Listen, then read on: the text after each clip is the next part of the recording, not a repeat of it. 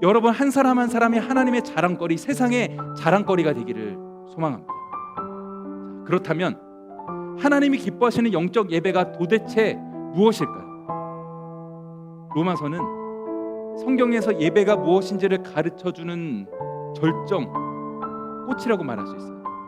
로마서는 처음부터 끝까지 이론과 실천이 한데 어우러져 있어요. 본래 하나님의 백성 유대인들에게 암과 실천의 분리 따위는 없어요. 하나님을 알면은 그냥 아는 것만이 아니라 곧 하나님의 성품을 따라 살아가는 거예요. 그런데 착한 일, 의로운 일을 한다고 해서 우리가 좋은 사람이 되나요? 우리가 그런 일을 한다고 해서 하나님의 의에 이를 수 있을까요?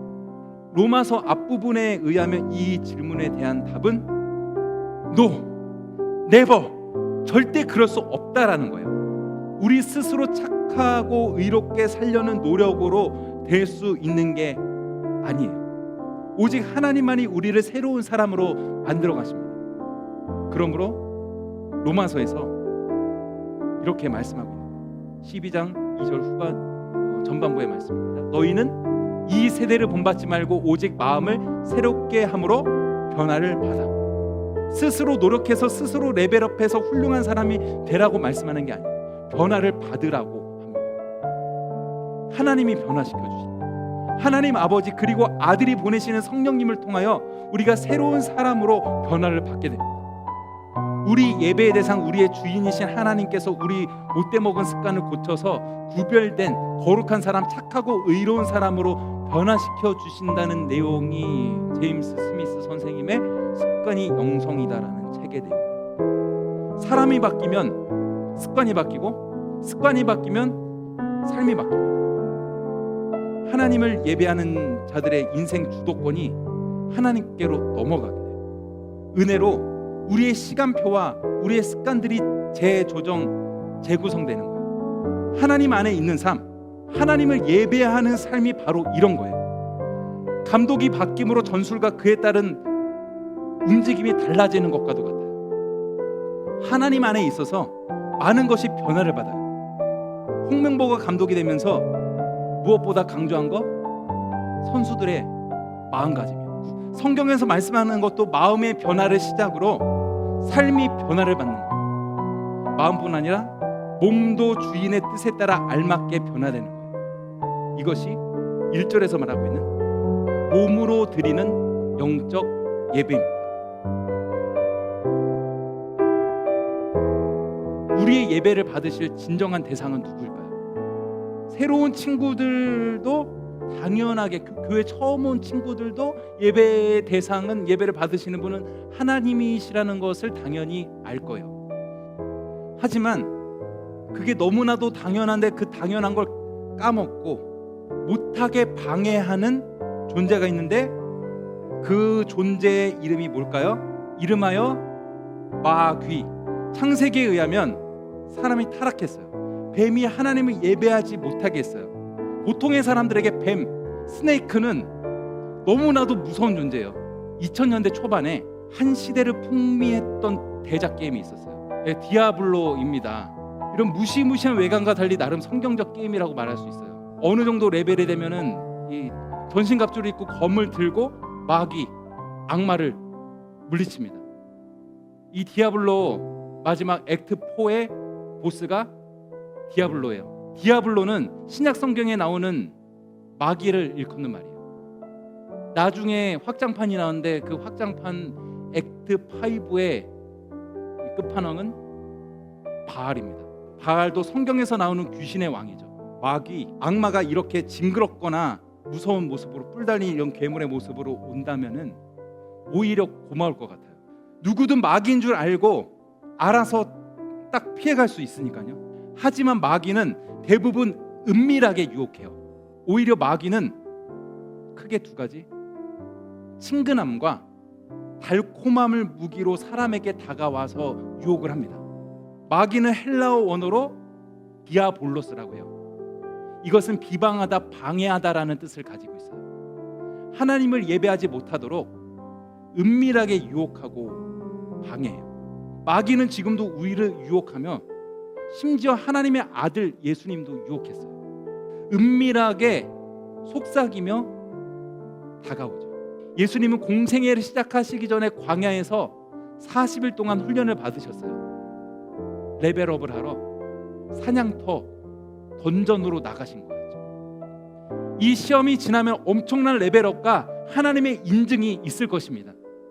그런데 마귀가 예수님을 유혹하고 시험하고 넘어뜨리려고 했어요.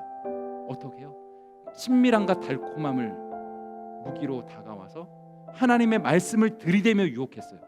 사람이 떡으로만 사는 게 아니라 하나님의 말씀으로 산다.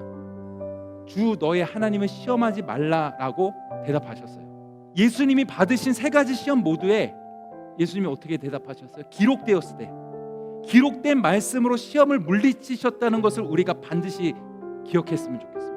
마귀가 예수님에게 이런 멋진 광경을 보여줬어요. 이름하여 천하 만국과 그 영광이라고 해요. 마귀가 예수님에게 이런 멋진 파노라마를 펼쳐 보여주며 말합니다. 만일 내게 엎드려 경배한다면 이 모든 것을 내게 주리라. 마귀는 거짓말하는 자긴 하지만 이건 진짜예요. 마귀는 능력이 있어서 세상 모든 걸 다 가지게 해줄 수 있어요. 간단해요. 한 번 절하면 된대죠. 그런데 한 번 절하면 10번도 할 수 있어요. 100번도 할 수 있어요. 무릎을 한 번 꿇으면 계속 잘 꿇도록 내 무릎이 내 마음이 굴욕적이지 않게 잘 길들어가요. 쉽게 말 잘 듣도록 가스라이팅 돼요. 마귀가 예수님에게 주는 시험 세 가지는 모두 예수님을 관종으로 만들어요. 마귀는 오늘도 우리를 유혹해서 우리를 관종으로 만들려고 해요. 사람들은 하나님이 아닌 나를 바라보게 한다라면 그거는 정말 심각한, 너무나도 큰 문제이죠. 나에게 집중시키고 하나님을 못 보게 만들어요. 그렇게 하려고 마귀는 예수님을 유혹했어요. 오늘날 우리들을 그렇게 마귀가 유혹하고 있어요. 그렇게 잘못된 못 믿어온 약속을 하면서 우리를 꼬시려 하죠. 이재용 선생님처럼 그럼 부자 되게 해줄게. 그런데 단 한 가지 조건이 있어요. 마귀가 얘기하는 거예요. 별로 어려운 거 없어. 나한테 딱 절 한 번만 하면 돼. 하지만 친구들, 너희들이 분명히 알아야 될 인생의 중요한 진리가 있어요. 지금 한번 어떤 친구의 꼬봉이 되잖아요. 영원한 꼬봉 부하가 될 가능성이 매우 많아요. 누군가에게 지배되도록, 누군가의 명령을 따르도록 계속 가스라이팅이 되는 거예요. 그러므로 인간은 하나님의 다스림, 지배를 받도록 끊임없이 자기 자신을 훈련에 내어 맡겨야 돼요. 천하 만국의 영광을 다 줄 테니까 나한테 절 한번 하라 라고 유혹하는 마귀에게 예수님이 대답하셨습니다. 주 너의 하나님께 경배하고 다만 그를 섬기라 하였느니라. 마태복음 4장 10절의 말씀, 하나님을 예배하는 것, 찬양하는 것은 왕이신 하나님의 통치를 받는 거예요. 지배를 받는 거예요. 하나님께 순종하며 하나님께 잘 길들어가는 거예요. 하나님은 우리를 노예로 만드는 것이 아니라 우리를 자유로운 하나님의 백성으로 만들어 가시고, 우리가 아무 것에 안 속해 있는 게 자유로운 게 아니라 하나님께 속해 있는 게 자유로운 거예요. 하나님의 이끄심 따라 행복하고 바르고 의로운 길로 나아가며 살아가게 되는 거예요. 이런 마귀의 시험과 유혹에 대해 예수님은 하나님의 말씀을 제대로 사용해서 이겨내셨죠. 칼은 사람을 죽이기도 하고 살리기도 해요. 강도가 칼을 들면 어떻게 돼요? 사람을 해하거나 죽일 수도 있죠. 하지만 김사부 선생님 같은 명의의 손에 칼이 들리면 어떻게 되나요? 내 환자 살린다. 무슨 일이 있어도 살린다. 목사님들, 선생님들은 하나님의 말씀으로 어떻게든 너희를 살리려고, 너희가 하나님을 향해 살도록 하려고 피땀 눈물로 애를 씁니다.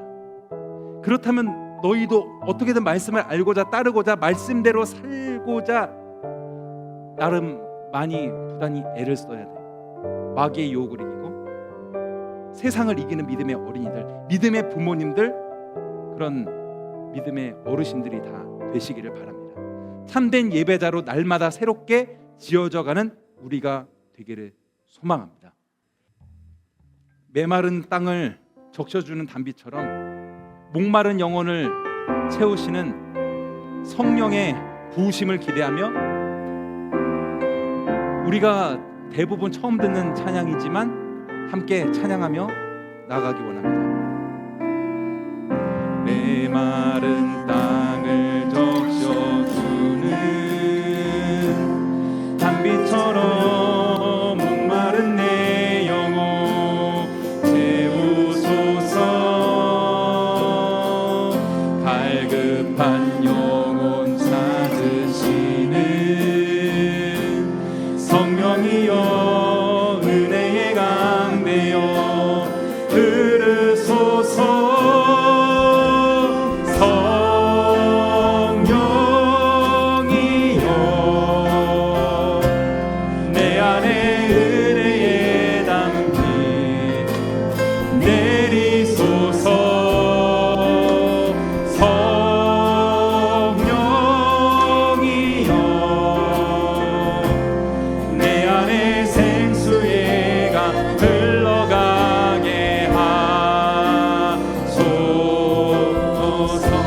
우리 함께 기도하기 원합니다. 성령, 하나님의 영이세요. 하나님의 영이 내게 오면은, 내게 임하면 우리가 어떤 물을 마셔도 어떤 음료수를 마셔도 다시 목마르지만 성령이 임하면 영원한 생수 같은 것이 내 안에서부터 흘러나온다라고 말씀하고 있어요. 성령, 우리의 목마름을 채우시는, 세상의 어떤 물로도 세상에 없던 음료로도 세상에 다른 어떤 것으로도 채울 수 없는 그런 우리의 마음의 빈 공간, 마음의 그 허전함을, 헛헛함을 채우시는, 그것을 위로하시고 새롭게 하시는 분이 바로 하나님의 영이신 성령님입니다. 우리가 어떻게 성령을 받아요? 하나님 아버지 그리고 아들이 보내시는 그 성령을 우리가 받습니다. 그러면 우리가 하나님을 부르던 예수님을 부르면은 또 성령께서 우리 가운데 오세요. 간절히 부르고 찾는 자들에게 성령께서 임하여 주십니다. 하나님 아버지를 부르고 예수 그리스도의 이름을 부르는 자들에게 영원한 생수와 같은 성령의 은혜를 허락하여 주시는 줄로 믿습니다. 이 시간 함께 성령님의 임재를 간구하며 함께 통성으로 기도하겠습니다. 주여, 하나님 아버지 그리고 아들이 보내시는 성령님을 우리가 받기 원합니다. 성령님과 우리가 동행하기 원합니다. 성령님이 우리들 가운데 그저 조금 대충 역사하는 것이 아니라 우리들 가운데 충만하게 임하여 주셔서 물이 그냥 조금 차는 것이 아니라 흘러 넘칠 정도로 차고 넘치는 성령의 부으심으로 말미암아 우리가 하나님의 은혜 가운데 하나님을 뜨겁게 전심으로 예배하며 살아가기를 원합니다. 그렇게 예배하는 우리들 가운데 동행하여 주시고 우리가 이 시간 기쁨으로 찬양으로 올려드릴 수 있도록 또한 힘과 능력 더하여 주옵소서. 예수님의 이름으로 기도드립니다.